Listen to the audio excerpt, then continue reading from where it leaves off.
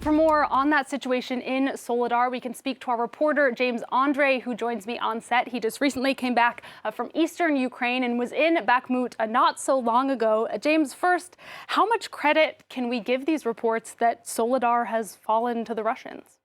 Well, I mean, obviously it's difficult to say and impossible to, independently verify. But the fact of the matter is, yes, very probably Soledar is very close to falling or has fallen. Actually, that is what British intelligence says, and they're quite accurate when it comes to what's happening on the ground as well. There is indeed this announcement by Evgeny Prigozhin, who is, as you know, the head of the Wagner group, that claims they did it by themselves without the Russian army, so it would be this private militia group that has taken the city.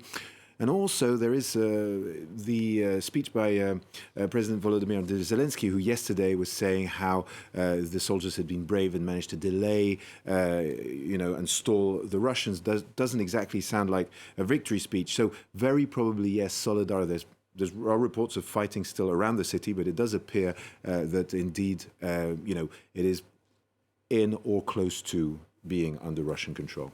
And James, you were in Bakhmut just recently. The fighting there, extremely intense. Can you describe for us a bit what it's like?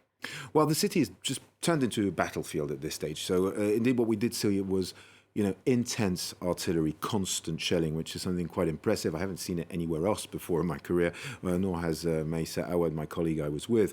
And what we have seen is really, there are very few civilians left. The city was 70,000 before the war. The population is down to 2,000 to 7,000, according to which estimate you listen to. What we have seen is really the Ukrainian army that have dug themselves in, and it's quite an incredible sight. You see trenches in the center town, in center squares, lines upon line of defense, ready for a ground assault by Russian forces.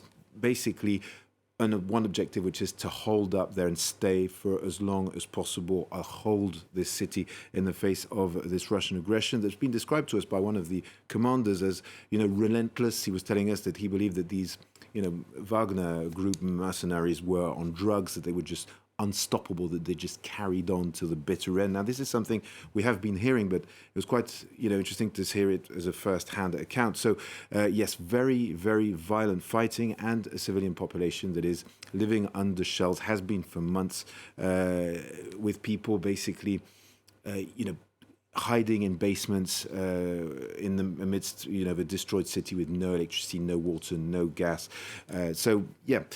Pretty dire situation inside the city, and indeed this fighting on the western outskirts. And Soledar, this taking of Soledar, could have a major impact on this battle, simply because it cuts an important road line between Sloviansk to the north and Bakhmut, and also because it is a prime artillery position north of Bakhmut. It also means that the Russians are closer to this pincer movement that they're trying to make around Bakhmut. And then there is the salt mine, which could be used to hide equipment, move equipment underground. There are dozens of kilometers of galleries that can, of course, be used tactically. So if indeed the Russians have seized control of Soledar, which is possible, it is an important move towards potentially the fall of Bakhmut.